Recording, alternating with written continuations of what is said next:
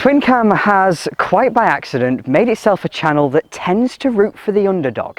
And just a couple of months ago, we feasted ourselves on the majesty and controversy of the Jaguar XJS. But today, we're at totally the other end of the spectrum of the luxury Grand Tourer, with a car that, for the best part of 2 decades, personified class and exceptional taste. The R107 Mercedes-Benz SL.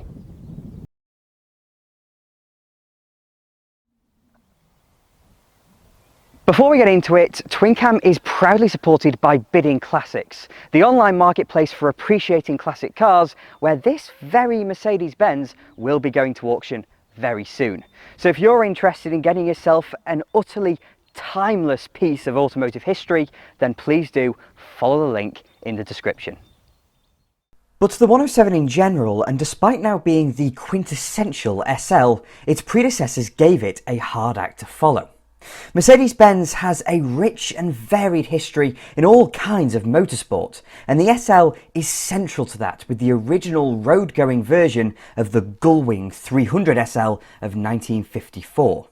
But despite being born into the holy waters of racing, the SL was quickly transformed and became the softer, 4-cylinder 190 SL.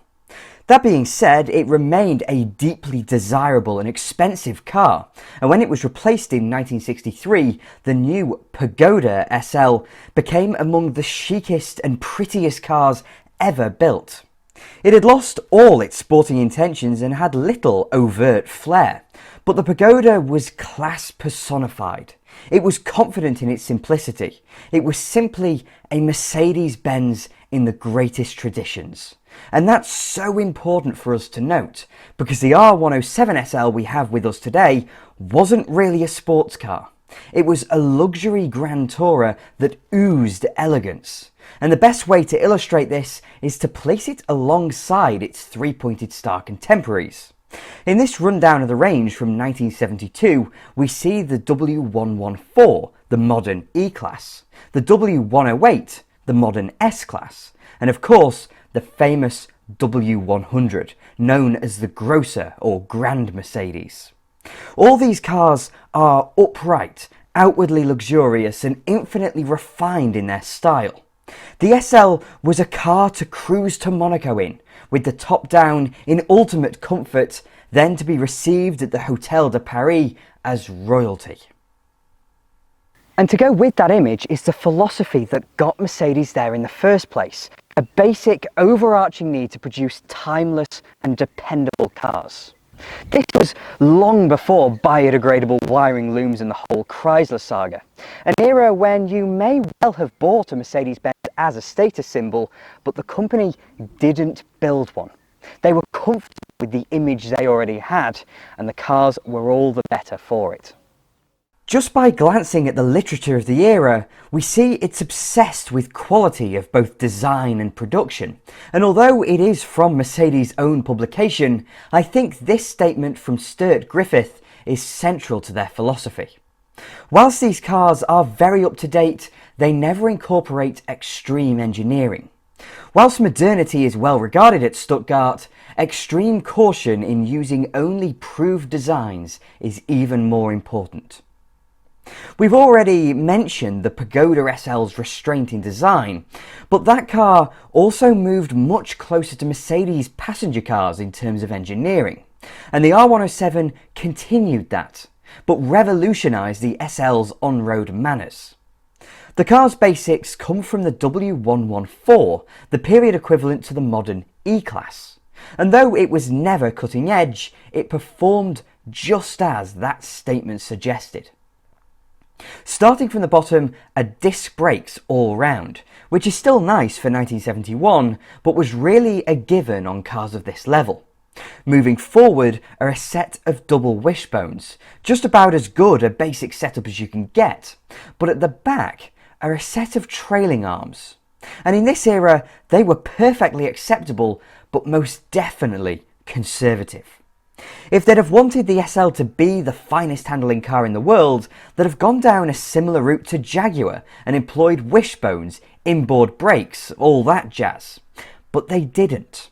They went with a known quantity and set up the car to understeer gently but predictably. None of your BMW E30 style oversteer from its trailing arms. And that's definitely progress, because the Pagoda had swing axles, which really were archaic.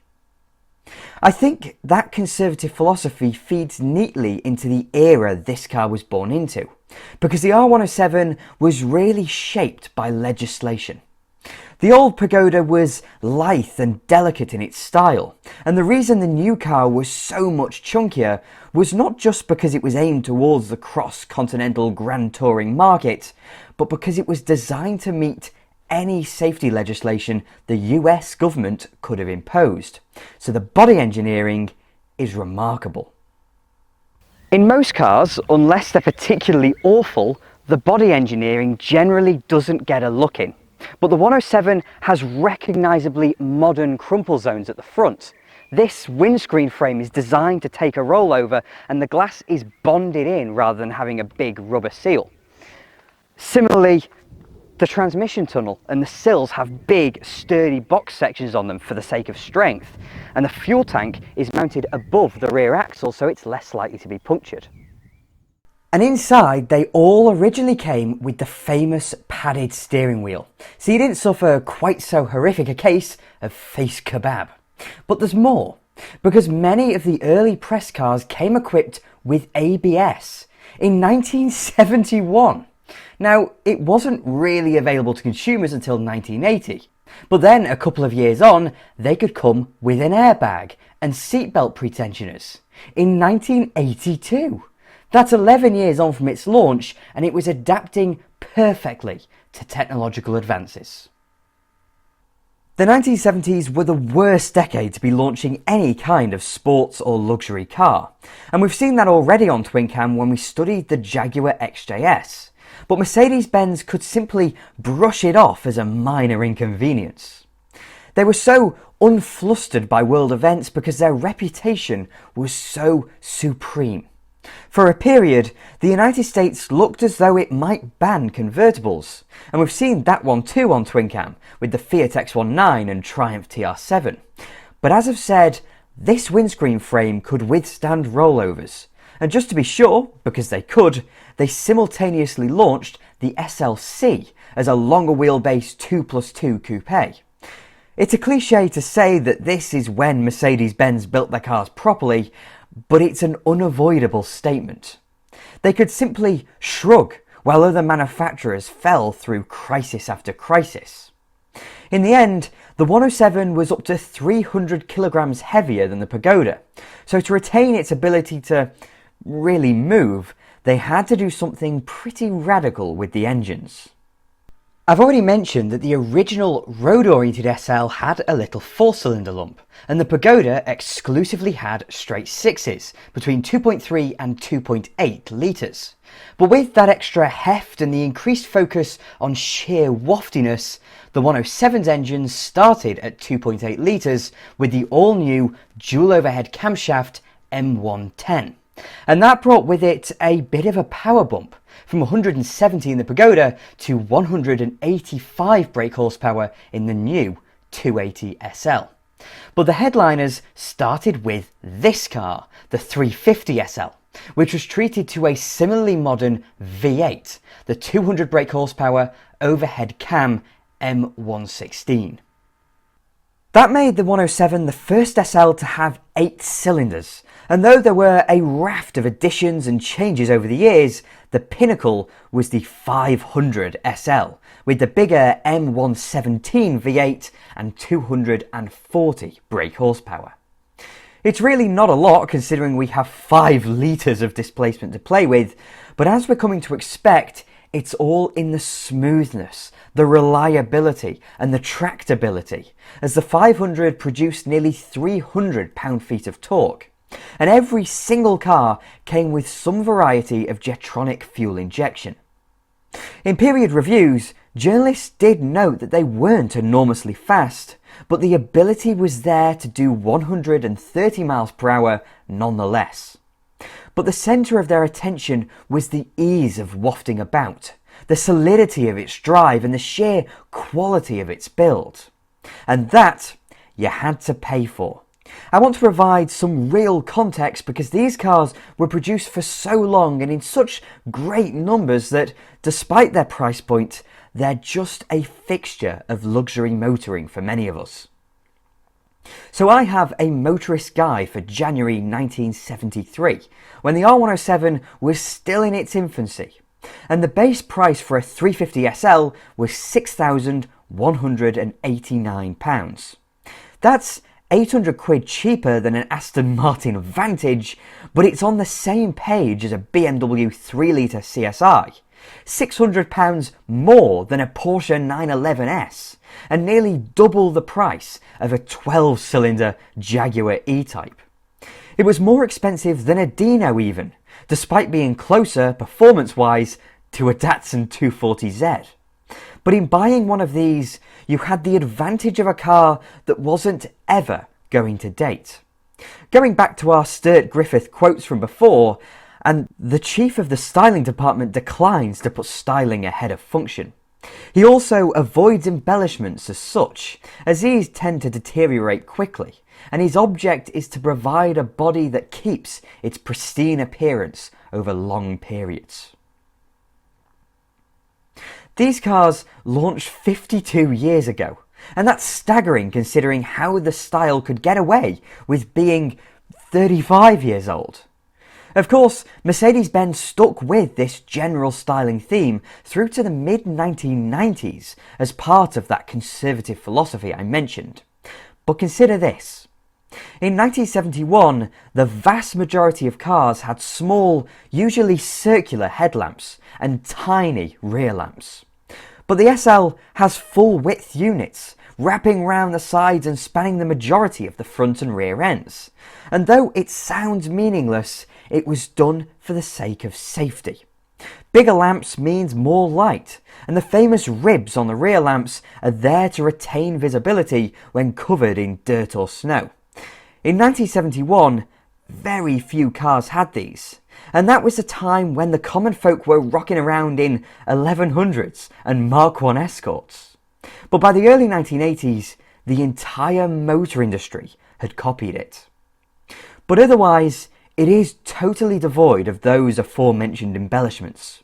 So barring the headlamps, there isn't much to say other than that I love the rippled profile of the lower body. I assume it's part of the obsession with keeping it clean, as it'll break up the flow of dirt up the doors. It may be simple and conservative, but that's why it still looked good in 1989, 18 years later, giving this car, with the exception of the G-Wagon, the longest production run of any Mercedes-Benz. But this is proof that when the public's perception of a car is shaped in the right way, style goes completely out of the window.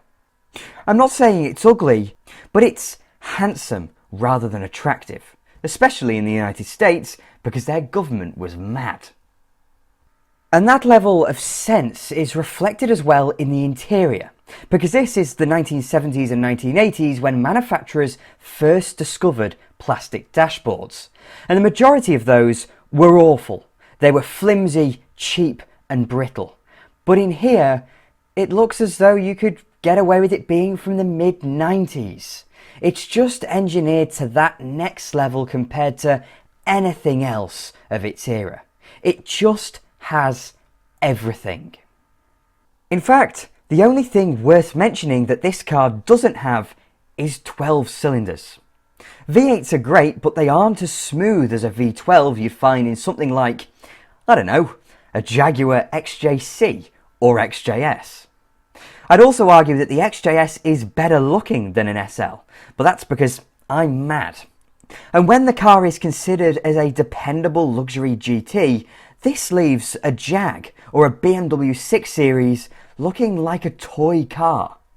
There's no doubt that the keen driver might take an alternative, but not the discerning, conscious buyer that was hunting around this market in the 70s and 80s. And that brings us back around to the conservative engineering, and clearly it was a masterstroke. We love the Pagoda nowadays because it oozes class, but for various reasons they built less than 50,000 of them over 8 years. In 13 years, BMW built 86,000 E24 6 Series. Over 21 years, Jaguar built 115,000 XJS's.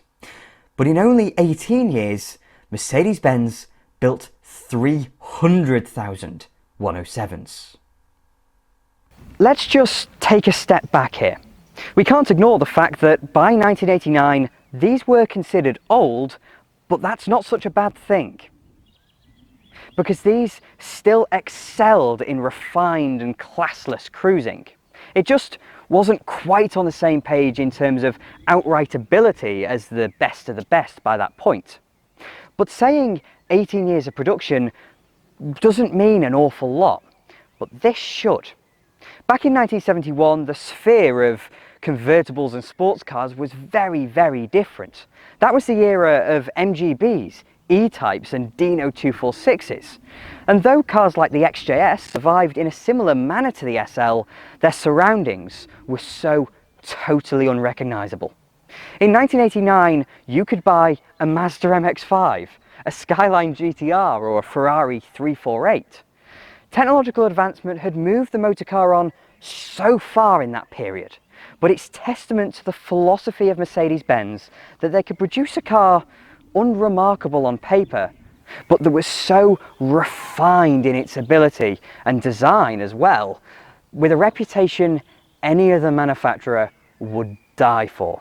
And on that note, thank you very much for watching. If you enjoyed the video, then please do click like and subscribe to TwinCam as well. I'm forever indebted to my wonderful Patreon supporters, so if you'd like to support me that way, then please do follow the link in the description.